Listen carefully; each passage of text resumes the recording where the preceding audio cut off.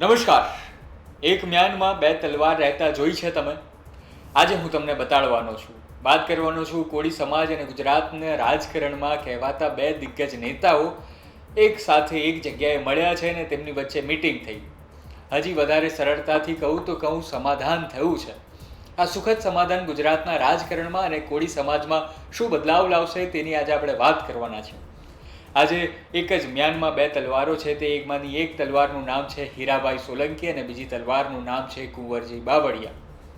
હું વાત કરી રહ્યો હતો કોળી સમાજ અને ગુજરાતની રાજકારણમાં જેમનું મોટું નામ છે. બંને સમાજ માટે ખૂબ વધારે કામ કર્યું છે, તો સમાજે પણ તેમને અઢળક પ્રેમ આપ્યો છે અને વોટ પણ આપ્યા છે અને તેના કારણે એક કેબિનેટ મંત્રીનું પદ પર છે, તો બીજા પદ શોભાવ્યું છે, તો બીજા રાજ્યના મંત્રી તરીકે પદ શોભાવી રહ્યા છે. તેની આજે વાત કરવાના છે. પહેલાં એમ તો પુરુષોત્તમ સોલંકી રાજ્યના મંત્રી તરીકે છે, તેમની હું વાત કરી રહ્યો હતો. અત્યારે વાત કરી રહ્યા છે આપણે હીરાભાઈ સોલંકી અને કુંવરજી બાવળિયાની. તો આ બંને ગાંધીનગરમાં એક જગ્યાએ મળ્યા હતા. 24મી માર્ચે બેઠક થઈ હતી. આ બેઠક એટલા માટે ખૂબ મહત્વની બની રહી છે કે કારણ કે રાજનીતિના વિશેષજ્ઞો છે તેઓ જ્યારે કુંવરજીભાઈ બાવળિયા કોંગ્રેસથી વંડી ટપીને ભાજપમાં આવ્યા હતા ત્યારથી સોલંકી બંધુઓ જે છે જેમને કોળી સમાજના વધારે ચહેરો ગણવામાં આવે છે, તેઓ ત્યારથી તેમને એવું લાગ્યું હતું, રાજનીતિના વિશેષજ્ઞો એવું કહી રહ્યા હતા કે સોલંકી બંધુઓની સામે તેમનું કદ નીચું કરવા માટે કુંવરજીભાઈ બાવળિયાને લાવવામાં આવ્યા છે.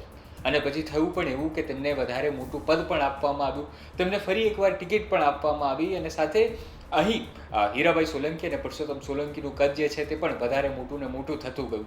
તેવામાં બીજી એક તકલીફ એ આવી કે જે અખિલ ભારતીય કોળી સમાજનું સંગઠન છે, જે ટ્રસ્ટ છે, તેનું પણ અત્યારે વિવાદ ખૂબ ચાલી રહ્યો હતો. એક કુંવરજીભાઈ બાવળિયાનું સંગઠન હતું, તે પોતાની જે અધિકાર છે તે છોડવા નહોતું માગતું, તો બીજી તરફ વિરેન્દ્ર કશ્યપ જે અત્યારે અખિલ ભારતીય કોળી સમાજ ટ્રસ્ટના જે આગેવાન છે, તેમની વચ્ચે અત્યારે ટ્રસ્ટના જે કોણ સાચું ટ્રસ્ટનો માલિક છે તેને લઈને અત્યારે વિવાદ ચાલી રહ્યો હતો. અને તેવામાં હીરાભાઈ સોલંકી જે છે તે વિરેન્દ્ર કશ્યપ સંગઠન સાથે જોડાયેલા છે અને તેઓ અત્યારે હાલ ગુજરાતના અધ્યક્ષ છે કોળી સમાજના. અને તેવામાં કોળી સમાજના જે બે દિગ્ગજ નેતા છે એટલે કે કુંવરજી બાવળિયા અને હીરાભાઈ સોલંકી, આ બંનેનું મળવું તે ખૂબ જ સુખદ અનુભવ એટલા માટે કહી શકાય કારણ કે હવે ગુજરાતની રાજકારણમાં બંને એક જ પાર્ટીથી આવે છે અને બંને એક જ સમાજથી આવે છે. ત્યારે તેમની વચ્ચેની જે મનમુદાવો હતો, મતભેદ હતા, તેને દૂર કરીને જ્યારે તેઓ મળ્યા છે અને સુખદ એક સમાધાન થયું છે તેની વાત પણ અત્યારે શેર કરી હતી ચંદ્રકાંત પીઠાવાળાએ. અને આ વિડીયો તમે જુઓ અને હવે આ બંનેના એક થવાથી ગુજરાતની રાજકારણમાં શું બદલાવ આવે છે, કોળી સમાજમાં શું બદલાવ આવે છે તે જોવું રહ્યું. કારણ કે હવે જૂન મહિનામાં ખૂબ જ મોટું કોળી સમાજનું એક સંમેલન થવાનું છે, જેમાં ભારતભરના કોળીઓ મળવાના છે અને સાથે સાથે ગુજરાતમાં પણ એક મોટું કોળી સમાજનું સંગઠન થવાનું જ હતું. એની પહેલાં જસદણમાં પણ કોળી સમાજની એક બેઠક બોલાવવાની હતી જે રદ થઈ હતી. અને તેવા સમયે અત્યારે હવે કુંવરજીભાઈ બાવળિયા જે છે તેમનું અને હીરાભાઈ સોલંકીનું આવી રીતે મળવું અને સુખદ સમાધાન થવું તે કોળી સમાજ અને ગુજરાતના રાજકારણમાં બંનેને એક સારી નિશાની જોવામાં આવી રહી છે. કારણ કે થોડા જ સમયમાં હવે સ્થાનિક સ્વરાજની ચૂંટણી પણ આવી રહી છે અને તેવામાં બે કોળી સમાજના જે નેતાઓ છે તેમની વચ્ચે જે મતભેદ છે તેના કારણે જો કોળી સમાજને ભાજપ ટિકિટ આપે છે તો પણ તેમની વચ્ચે મતભેદ થાય તેવી શક્યતાઓ હતી. ખેર, આ તો અત્યારે એવું લાગી રહ્યું છે કે સમાજના કારણે તેઓ મળ્યા છે.